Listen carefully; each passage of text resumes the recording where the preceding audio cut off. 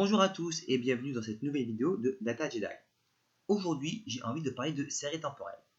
En effet, c'est un sujet très intéressant, mais où je trouve qu'il est difficile de trouver des ressources claires et accessibles en français. Le monde des séries temporelles est un vaste sujet, et dans cette vidéo, je vais parler de la méthode de Box et Jenkins. Je précise que dans cette vidéo, il n'y aura que des explications des différentes étapes de la méthode de Box et Jenkins. Vous n'y verrez aucun calcul et tout au pire, quelques formules mathématiques. Rentrons tout de suite dans le vif du sujet. La méthodologie de Box et Jenkins est une méthode d'analyse de séries temporelles, avec deux objectifs principaux.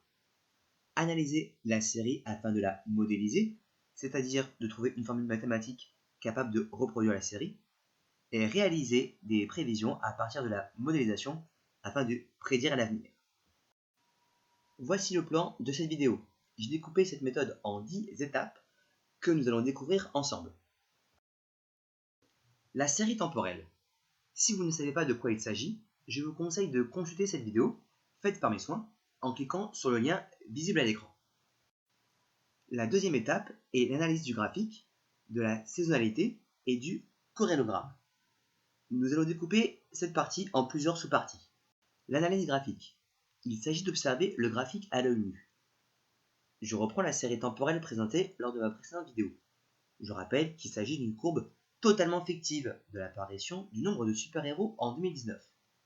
En effet, malgré tous les progrès effectués par les mathématiques et l'informatique, une observation à l'œil nu permet toujours de déceler des choses intéressantes. Et cela même si vous êtes un novice. Vous serez capable de distinguer bien les choses facilement alors qu'elles seront compliquées à prouver via des calculs. Bien évidemment, il y a toujours un risque d'erreur, mais l'observation graphique est toujours très importante. Elle vous permettra, en un coup d'œil, d'observer la série temporelle dans sa globalité. Par exemple, sur ce graphique, qu'y a-t-il d'intéressant? En tout premier lieu, les unités. Il n'y en a aucune de précisée, ce qui n'est pas très sérieux d'ailleurs. En ordonnée, qu'observe-t-on? Des nombres entiers qui vont de 0 à 140. On peut en déduire qu'il s'agit d'un nombre. En abscisse, une échelle qui va de 1 à 12. On peut en déduire qu'il s'agit d'une année, car le titre du graphique parle de l'année 2019. On peut donc supposer que l'axe des abscisses représente les mois de l'année 2019. Donc on observe un événement sur une année. L'analyse de la saisonnalité. Qu'est-ce qu'une saisonnalité? Il s'agit d'une composante cyclique relativement régulière de périodes intra-annuelles, c'est-à-dire au cours d'une année. On parle de tendance qui revient plusieurs fois dans une année. Si une saisonnalité est présente, alors un traitement préalable de la série chronologique est nécessaire. En effet, lorsque cette composante existe, il faut l'isoler, ou plutôt la retirer, afin de pouvoir étudier les autres caractéristiques de la série temporelle. Pour cela, il existe plusieurs méthodes de, attention, accrochez-vous, désaisonnalisation. Dans notre série temporelle, que voit-on? On peut supposer une composante saisonnière. En effet, à l'œil nu, les valeurs semblent plus basses en première moitié d'année qu'en seconde moitié. Les super-héros prendraient-ils des vacances? L'analyse du corrélogramme. Un corrélogramme, mais qu'est-ce donc? C'est simple, il s'agit de la représentation graphique de la fonction d'autocorrélation appliquée à la série temporelle. Bon, là, si votre tête ressemble à ça, c'est normal. Voici à quoi ressemble le corrélogramme de notre série temporelle. Nous connaissons tous le proverbe bien connu comme quoi une image vaut 1000 mots. Mais là, je crois que je vais rajouter quelques mots afin que cela devienne plus clair. Revenons sur la définition du corrélogramme, qui est la représentation graphique de la fonction d'autocorrélation appliquée à la série temporelle. Je ne vais pas vous prendre pour des idiots et considérer que vous savez ce qu'est une représentation graphique. Mais je le dis quand même, c'est un dessin, en général sur deux axes, abscisse et ordonnée. Voyons de plus près le mot autocorrélation. Il se décompose en deux parties, auto et corrélation. Le premier doit vous parler. Non, je ne parle pas de voiture, je parle de quelque chose qui s'applique à soi-même. Et le deuxième, peut-être un peu moins. La corrélation, il s'agit du coefficient de corrélation. C'est une mesure, on parle aussi de grandeur, qui sert à mesurer la force de la relation entre deux variables, entre deux choses. Cette mesure est toujours comprise entre -1 et 1. Plus cette mesure est proche de -1, et plus les variables sont inversement corrélées. Plus cette mesure est proche de 0, plus les variables ne sont pas liées, et plus cette mesure est proche de 1, et plus les variables sont corrélées. C'est-à-dire qu'elles évoluent dans le même sens. Et maintenant, quand on mélange le tout, autocorrélation, il s'agit de la corrélation, donc de la mesure du lien entre les différentes mesures de la série chronologique, avec les mesures de la série chronologique. Et oui, il s'agit de calculer le lien que la série a avec elle-même. Les plus malins d'entre vous diront OSEF, et ils auront raison. Calculer la corrélation entre deux variables identiques, cela donne 1. Et cela signifie que le lien entre une série chronologique et elle-même est forte. Et comme je disais, OSEF. Par contre, la chose intéressante est de calculer un coefficient de corrélation d'une série chronologique sur elle-même, mais avec un décalage. On va donc voir si la mesure du mois de janvier est corrélée avec la mesure du mois de février, puis si la mesure du mois de janvier est corrélée avec la mesure du mois de mars, et ainsi de suite. Et à partir de cela, on pourra tracer le corrélogramme. Et donc, à quoi sert le corrélogramme? En réalité, il a plusieurs utilités, mais dans un premier temps, il va surtout nous permettre de mettre en évidence ou pas la stationnarité de la série. Concernant la définition de la stationnarité, rassurez-vous, nous allons revenir ensemble plus loin sur cette définition. Jusqu'ici, nous avons vu les premières étapes de la méthode de Box et Jenkins, c'est-à-dire la découverte de la série temporelle à l'œil nu, la recherche de saisonnalité et une première approche des corrélogrammes, qui, je le rappelle, servent à déterminer plusieurs choses, mais dans ce premier temps, à déterminer si la série temporelle est stationnaire ou pas. L'étape suivante est la transformation de Box-Cox. À quoi sert-elle?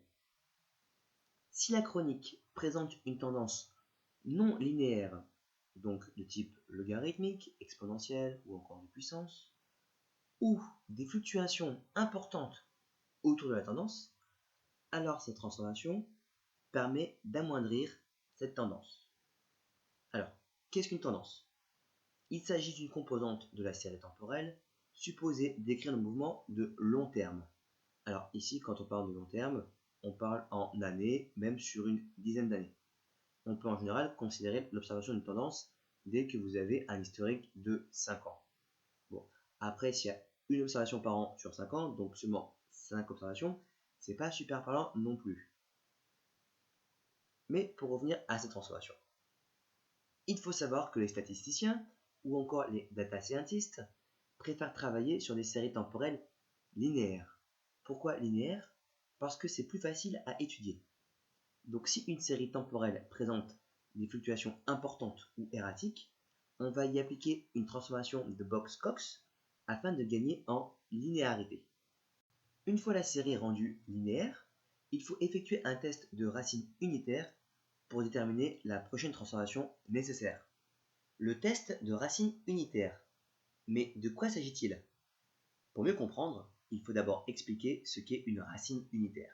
Une racine unitaire, ou unit root dans la langue de Shakespeare, est une tendance stochastique dans une série temporelle. Alors ok, j'avoue, je me la raconte un petit peu avec le mot stochastique. Mais en gros, ce mot-là signifie juste aléatoire. Une racine unitaire est donc une série temporelle, ou une partie de série temporelle, sur laquelle il est impossible de prévoir la valeur suivante.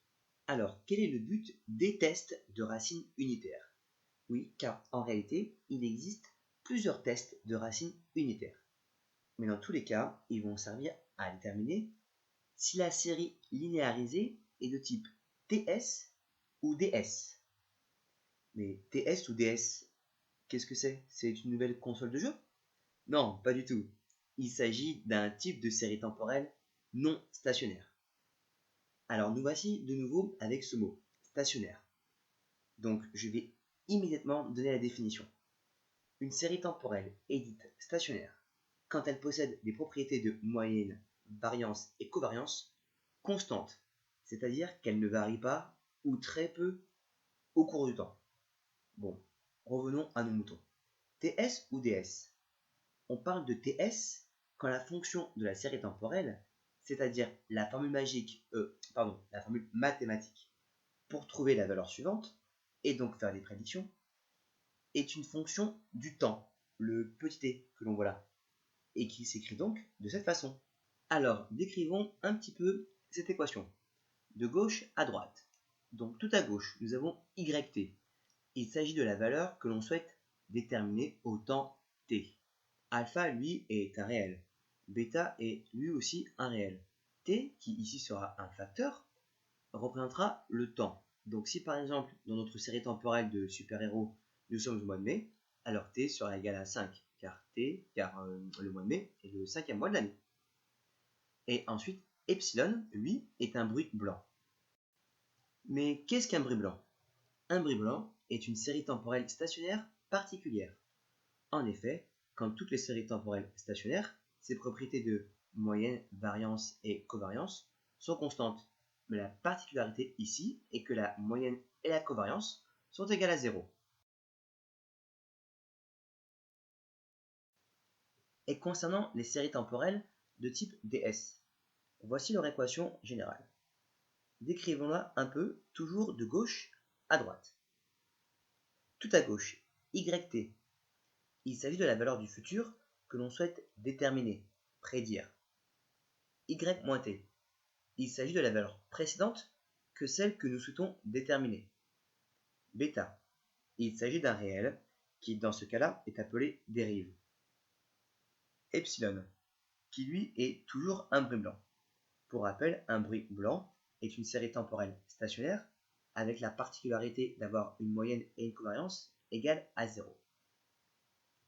Ce que l'on remarque dans cette équation est que la valeur de yt n'est pas en fonction de t, mais en fonction de la valeur précédente de yt. D'ailleurs, pour ce type de série, donc pour les séries temporelles non stationnaires TS, on dit que la meilleure prévision de yt est sa valeur précédente yt-1. Refaisons un récapitulatif. Tout d'abord, nous avons découvert la série temporelle à l'œil nu, puis avec des calculs, afin de produire les corrélogrammes, pour savoir si la série semble stationnaire. Par la suite, nous réutiliserons l'outil qu'est les corrélogrammes. Ensuite, nous avons appliqué la transformation de Box-Cox, afin de linéariser la série, c'est-à-dire de limiter les fluctuations au sein de la série temporelle. Ensuite, nous avons effectué des tests de racines unitaires, qui servent à déterminer si la série temporelle est de type TS ou de type DS. Et à quoi ça sert?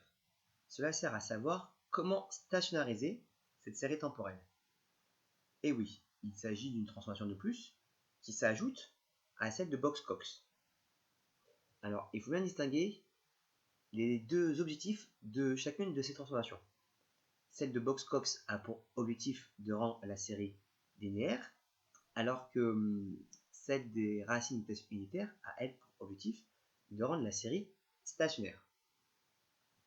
Linéaire, c'est-à-dire qu'on fait le maximum pour que la tendance de la série temporelle se rapproche d'une droite, idéalement d'une droite de l'équation de la forme ax moins b égale 0. Alors que la stationnarisation, elle, consiste à obtenir certaines propriétés pour la série temporelle, telles qu'une moyenne constante au cours du temps, une variance constante au cours du temps, et une covariance constante au cours du temps. Grossièrement, on pourrait dire qu'on cherche à ce que la série temporelle devienne parallèle à l'axe des abscisses. Mais au fait, qu'est-ce que la covariance? Cela fait plusieurs fois que j'en parle et je ne l'ai toujours pas décrite. La covariance, c'est un petit peu comme le coefficient de corrélation, sauf qu'elle est plus difficile à interpréter. La covariance, tout comme le coefficient de corrélation, sert à définir le lien entre deux variables. Mais cette mesure est tributaire de l'unité de la variable. En effet, elle n'a pas de limite. Sa mesure va de moins l'infini à plus l'infini, ce qui rend son interprétation difficile. La covariance sert donc surtout à connaître le sens d'une corrélation, alors que le coefficient de corrélation, lui, sert à connaître la force de la corrélation. Donc, revenons à nos séries temporelles. Si la série est de type PS, alors on la stationnarisera avec une régression sur le temps. Si elle est de type DS, alors elle sera stationnarisée avec la technique de passage de différence. À l'issue de ce travail, vous obtiendrez une série stationnaire et vous pourrez commencer à travailler. Et oui, toutes les étapes vues jusqu'ici n'étaient que des étapes de préparation. Maintenant que nous avons une série stationnaire, nous avons la série temporelle transformée sur laquelle nous pouvons travailler. Mais avant cela, posons-nous une petite question. Comment être sûr que la série est stationnaire? Vous me direz, c'est bon, on a fait toutes les étapes de préparation, donc on est OP. Oui, c'est vrai, mais sachez que pour être rigoureux, il faut tout d'abord faire un test, et oui, encore un, pour vérifier si la série est vraiment stationnaire. Et si ce n'est pas le cas, il faut reprendre les étapes précédentes en revoyant par exemple l'analyse du corrélogramme ou encore en changeant de test de racine unitaire. Mais pour plus de simplicité, on va considérer que tout est OK et passer au corrélogramme. Et oui, je vous avais promis qu'on reviendrait au corrélogramme. Pour rappel, il s'agit d'un outil qui permet de savoir si la série temporelle est stationnaire. Mais il permet aussi de connaître le nombre de valeurs précédentes qui ont une influence sur la valeur actuelle. Je vous remontre l'image d'un corrélogramme. Corrélogramme issu de la série temporelle concernant l'apparition du nombre de super-héros en 2019, présenté plus tôt dans la vidéo. Comme vous pouvez le constater, il y a deux corrélogrammes en réalité. Celui du haut est le corrélogramme complet et celui du bas est appelé corrélogramme partiel. Mais quelle est la différence entre les deux? Eh bien, le corrélogramme complet permet de visualiser l'influence de la valeur précédente sur une valeur actuelle, mais aussi de l'influence cumulée des valeurs intermédiaires. Le partiel, lui, permet de visualiser l'influence d'une valeur précédente sans parasite des valeurs intermédiaires. Dans les corrélogrammes de la série temporelle présentée, au niveau du décalage de 8 retard, on peut voir que l'autocorrélation est plus importante dans le corrélogramme partiel, celui du bas, que dans le corrélogramme complet, celui du haut. Cela signifie que les valeurs intermédiaires entre les mesures de 8 retard diminuent l'autocorrélation entre ces valeurs. Cela nous permet d'identifier une saisonnalité avec un décalage de 8. Mais à quoi peuvent bien servir les corrélogrammes? Ils vont nous servir à l'étape suivante, qui est la détermination des ordres P et Q du processus ARMA. Dans le nom de cette étape, il y a plusieurs nouveaux termes. Les ordres. Exécutez l'ordre 66. Oula, on se calme, tout va bien. Les ordres sont juste les paramètres du processus ARMA. Ce sont des nombres qui correspondent au nombre de valeurs précédentes ayant une influence significative sur la valeur à prédire. Et ARMA. Il s'agit d'une méthode de modélisation, c'est-à-dire de créer un modèle mathématique à partir de l'observation d'une série temporelle, afin de l'analyser, et qui prend comme paramètre des ordres. Il existe trois types de modèles ARMA. AR qui prend en paramètre l'ordre P, MA qui prend en paramètre l'ordre Q, et ARMA qui lui prend en paramètre les ordres P et Q, et qui est la combinaison des modèles AR et MA. Le paramètre P est obtenu en travaillant avec le corrélogramme partiel. Le paramètre Q, lui, est obtenu en travaillant avec le corrélogramme complet. Pour identifier P et Q sur leur corrélogramme respectif, il faut trouver le retard avec les autocorrélations les plus significatives. Bonus. Oui, avant de décrire un peu plus ces équations que je viens de vous présenter, je vous offre un bonus. Quelque chose que vous ne verrez jamais décrit, mais que tous les statisticiens et data scientists diront que c'est tellement logique qu'on ne l'écrit pas. Et pourtant, je ne suis pas sûr qu'ils le réalisent tous. Alors, regardez ces équations. Vous ne trouvez pas qu'elles ont une ressemblance? Les équations des modèles AR et DS, avec YT et XT, qui sont les valeurs que l'on souhaite prédire, sont la somme des YT-1 et XT-1 et d'un résidu au temps t. Et à droite, avec les équations des modèles MA et TS, c'est moins évident, mais xt et yt sont des sommes des résidus des valeurs précédentes. Alors, un résidu, qu'est-ce que c'est? Il s'agit de la différence entre une valeur prédite et sa valeur réelle, et cette série de résidus, pour une simplification d'analyse, doit se comporter comme un bruit blanc, c'est-à-dire une série stationnaire avec une moyenne et une covariance égale à 0. Alors, pourquoi cette ressemblance? Car en fait, les équations de gauche et les équations de droite représentent la même chose, mais après stationnarisation. Donc, une série AR n'est qu'une série DS après stationnarisation, avec une méthode de passage de différence, et une série MA n'est qu'une série TS après stationnarisation, avec une méthode de régression sur le temps. Retour sur les équations du modèle ARMA. Un modèle AR a pour équation un résidu plus la somme des valeurs précédentes, avec chacune de ces valeurs pondérée par un coefficient phi. Un modèle MA a pour équation un résidu plus la somme des résidus des valeurs précédentes, et chacun de ces résidus est pondéré par un coefficient θ. Et un modèle ARMA est la somme de tous ces éléments.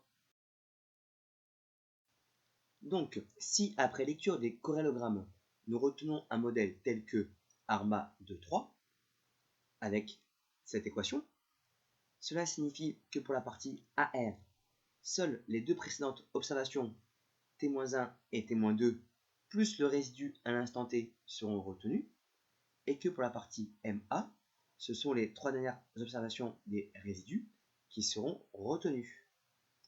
Alors, tout ceci entraîne une nouvelle question. Mais que sont les signes phi et θ? Ce sont encore des paramètres du modèle ARMA, dont nous allons parler dès maintenant. Maintenant que nous connaissons le nombre de mesures précédentes qui ont une influence significative sur la valeur actuelle, il s'agit de déterminer le poids de chacune d'elles sur la valeur actuelle. C'est l'étape de l'estimation des paramètres. Alors, en quoi consiste cette étape? Pour cela, revenons sur notre exemple de modèle ARMA 2.3. Lors de sa présentation, les plus malins d'entre vous ont dû être agacés que je ne parle pas des symboles phi et θ. Je me fais pardonner maintenant. Phi et θ sont des coefficients, c'est-à-dire des nombres réels, qui vont indiquer avec quel poids une mesure du passé va influer sur la valeur à déterminer. Pour estimer ces coefficients, qui sont les paramètres que nous cherchons à estimer, plusieurs méthodes existent. Voici les deux principales. La méthode des moindres carrés. C'est une approche algébrique par résolution d'équations matricielles. L'autre méthode est la méthode du maximum de vraisemblance. C'est une approche statistique en considérant que la valeur des paramètres suit une loi statistique. Chacune de ces méthodes a ses avantages et ses inconvénients, et mériterait chacune une vidéo de 30 minutes au moins. Mais sachez que si nous sommes dans le cas d'une série stationnaire, alors les résultats de ces deux méthodes sont très proches. Un petit exemple bien concret. Voici ce que pourrait devenir notre équation du modèle ARMA 2.3 à l'issue de l'estimation des paramètres. Tadam! Et oui, maintenant, nous avons des nombres réels à la place des symboles phi et θ. Et là, nous avons, attendez un peu, attendez encore, notre modèle de prévision de la série temporelle des super-héros. Nous voici à l'avant-dernière étape de la méthode de Box et Jenkins. Cette étape pourrait sembler superfétatoire, mais en fait, pas du tout. Si vous utilisez dès à présent votre modèle afin de faire des prévisions, il y a fort à parier qu'il sera imprécis, faux et complètement superfétatoire. Oui, j'aime bien ce mot en ce moment. Une question simple pourrait être « mais pourquoi ?» Et j'ai envie de répondre « Je suis ton père. » Non, plus sérieusement, en réalité, malgré tous ces mathématiques auxquels nous avons fait appel lors de la méthode de Box et Jenkins, on n'estime pas un seul modèle, mais plusieurs modèles en parallèle, avec comme objectif de les comparer afin de sélectionner le plus performant. L'étape de l'estimation du modèle est donc ceci: mesurer la performance de prévision des modèles pour retenir le meilleur. Pour cela, il existe plusieurs types d'estimation du modèle. il y a les méthodes qui vont valider le modèle retenu.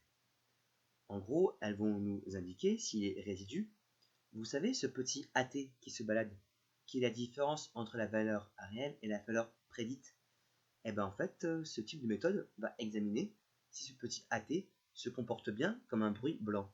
Et le deuxième type de méthode pour estimer la performance d'un modèle est l'utilisation d'indicateurs de performance afin de pouvoir comparer les modèles entre eux.